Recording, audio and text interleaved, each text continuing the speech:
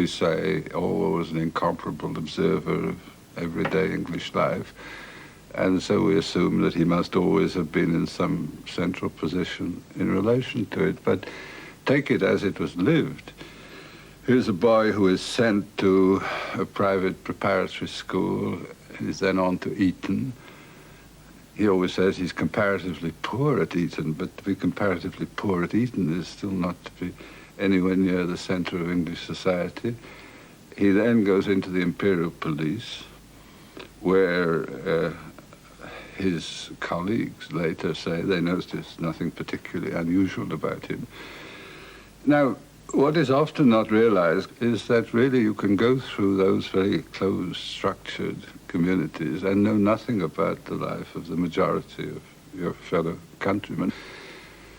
Then comes the break. He resigns from the police. He tries to be a writer. He goes to Paris, which was conventional for the time.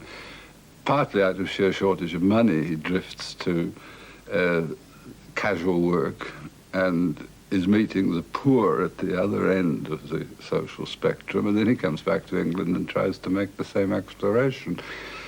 So that by the time he is a man of 30 or so, it's not only that he's lived inside these closed communities or outside England in the colonial service, but that he's been given certain positions in his education, as he himself so well describes, which means that so far as his nominal society goes, he's really almost like a visitor. And this turns out to be at once an advantage. I mean, that he didn't immediately take up generalized political attitudes which were around in the London magazines, but that he went and looked. And the choice of the Doss House from which to observe the English depression is at once a strength. I mean, he is seeing the bottom end of the society. On the other hand, it's missing the extraordinarily fine gradations in that world, even under depression. I felt that I had to escape not merely from imperialism, but from every form of man's dominion over man. I wanted to submerge myself, to get right down among the oppressed, to be one of them and on their side against their tyrants.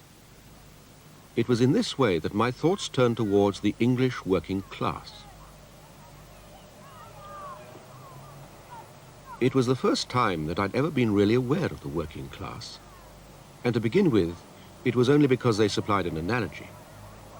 They were the symbolic victims of injustice, playing the same part in England as the Burmese played in Burma. In writing up his observations of the down-and-out world of Paris and London, Orwell at this stage in his career refrained from making any overt political judgment. But in 1935, he was commissioned by Victor Gollancz of the Left Book Club to go and look at the effects of the Depression on the workers in the north of England. His report on that experience was published as The Road to Wigan Pier, a book in 2 parts with his observations clearly divided off from his political conclusions.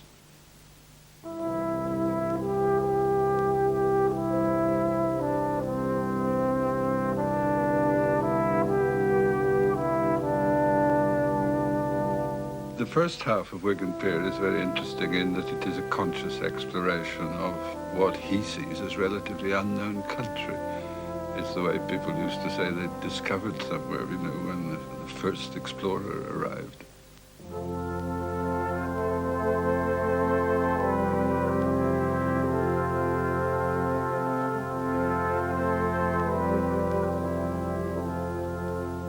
The working class he actually encounters are people like the miners whom he sees doing a hard physical job and respects, or the suffering poor or the hard-worked working class.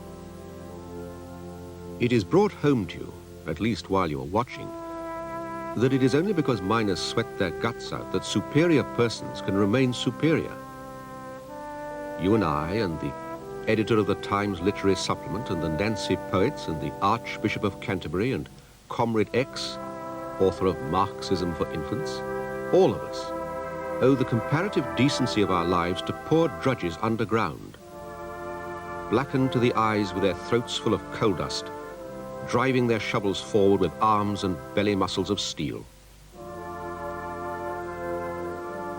All did see, he may not have realized this altogether, that the real people who had to be addressed and converted to socialism were the people who weren't the sort of powerful, rich and privileged, but who were neither this, as he broadly saw it, great mass of the manual working class.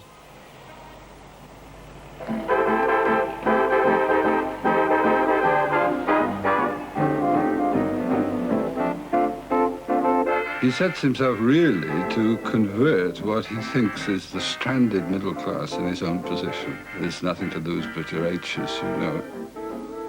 He was therefore trying to present socialism in a way that made sense to them. If these people really thought they were part of the property system of the state, they were deluding themselves.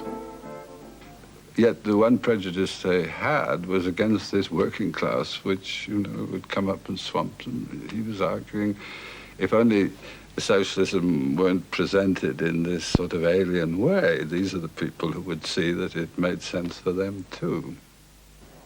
To brandish the unemployed as the advance guards of a glorious workers' revolution was, Orwell felt, to frighten the middle classes. Socialism should be built on the common decencies of the English people as a whole.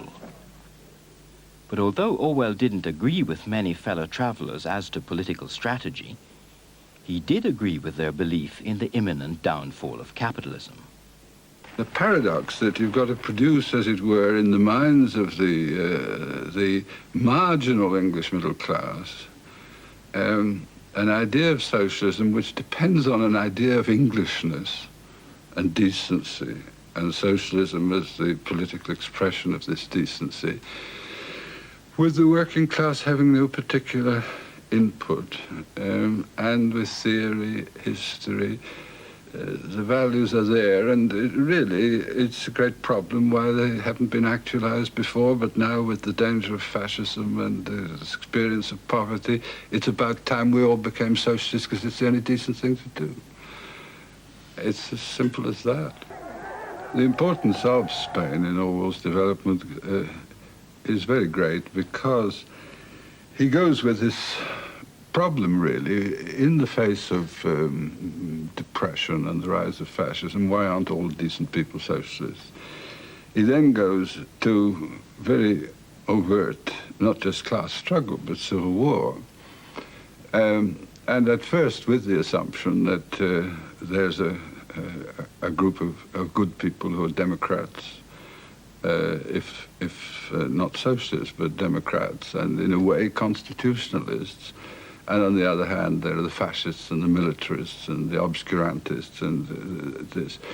He then, through the particular history, which actually takes him with, it was his good fortune, it's our good fortune, to one of the critical points, to revolutionary Barcelona.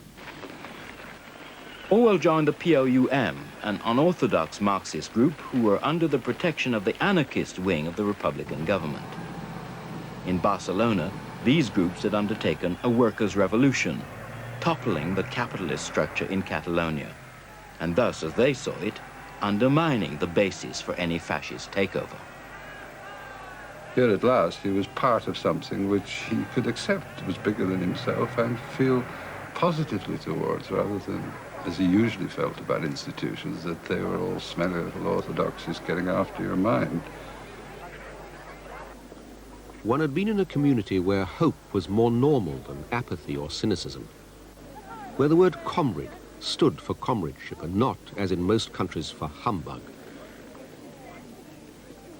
In that community where no one was on the make, where there was a shortage of everything, but no privilege and no bootlicking, one got perhaps a crude forecast of what the opening stages of socialism might be like. And after all, instead of disillusioning me, it deeply attracted me. The effect was to make my desire to see socialism established much more actual than it had been before. But the experience that the only important revolution was one that people made themselves, I mean, this was not arrived at intellectually. It was arrived at from that experience, which clearly I think was the first time he ever related to anything outside some social structure which was trying to get at him, trying to form him and tell him how to think. What happened there, perhaps it was easier to see it happening and to relate to it happening when these were foreign people without the peculiar obstacles about English people, which from his class education he always had. That he did see people who simply had assumed control of their own destiny, who were making their own society.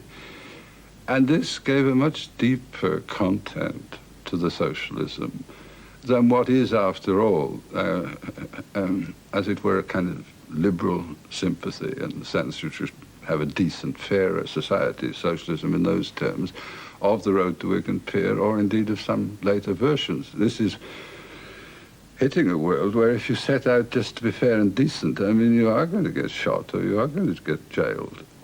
Months later, Orwell found, to his disgust, that the shooting was not the sole prerogative of the fascists.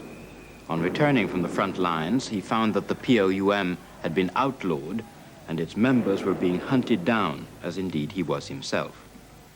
The orthodox Communist Party line was to disapprove of the revolution, seeing it as a distraction from the main task of defeating the fascists.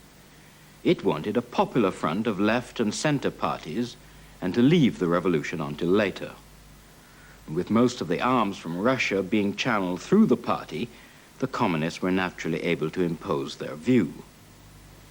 But in its ability to crush an otherwise spontaneous revolution, and in its willingness to smear the POUM as a fascist underground movement trying to disrupt the cohesiveness of the Popular Front, Orwell began to realize the origins of what he was later to call doublethink and newspeak. It's very complicated because, on the one hand, as soon as war was going to happen, he dropped the position that he'd held since returning from Spain.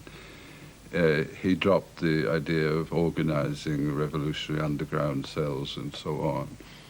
And at one level, he simply reverted to the commonplaces of his class education. I mean, the country is in danger, we must defend it. But the fact is that there was a lot at stake in those first 2 years of the war, in the sense that there was great reluctance about the war itself. There was absolutely nothing jingoistic in that period of the war. And as it became harder and these realities of sharing and accepting the social disciplines of besieged people as we were then, these definitions made sense.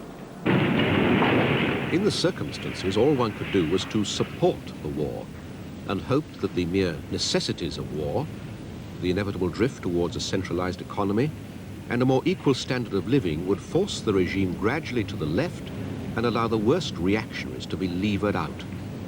But the interesting thing is that in the course of writing about this, Orwell said already in 1945, in effect, he said, it's happened. I mean, the world has divided into three superstates, much as in the projection of the novel. Each is ruled by a self-elected oligarchy. And when you read this back, you start to wonder. He was making the judgment in 1945 that not only this, which everyone was agreed, Stalinist Russia was ruled in that way, but the British Empire was, the United States was, Japan was, that vaguely defined East Asia. In other words, that what was being argued at once seen as a terrible danger, but and feared, and lack of certainty of whether it could be avoided, was a process which wasn't just implicit in communism, but was implicit in the coming to power of a class which simply saw its job as running things and running other people. And they would, according to the color of the place they lived, take on any ideology as a way of getting consent. Orwell was frequently wrong about the history he was living through, he was also fatefully right about some major trends. In the end, the question of whether he was right or wrong is less important than the fact that he was there, making his observations known, putting himself on the line. I think it's wrong to read Orwell backwards as predicting the future in any way. I mean, he said when he was having trouble writing 1984, if it was just a book of anticipations, it would be much easier to write. I think the importance is that he exposed himself, including physically, to the crisis of his time in a way that cannot be accidental. It often means that what he brings out of them, I mean, has to be looked at by different people, differently circumstanced, with different ideas. But he goes there in a way because he hasn't got the answers. I mean, people who can make confident predictions have got much more confidence in systems and in general explanations than he ever had. You get the sense of this man who was quite certain what he was against. And broadly, he was against bullying, exploitation, cruelty, lying. And who then had to say, well, where does this fit into politics? It's a fact that there is no easy answer to that.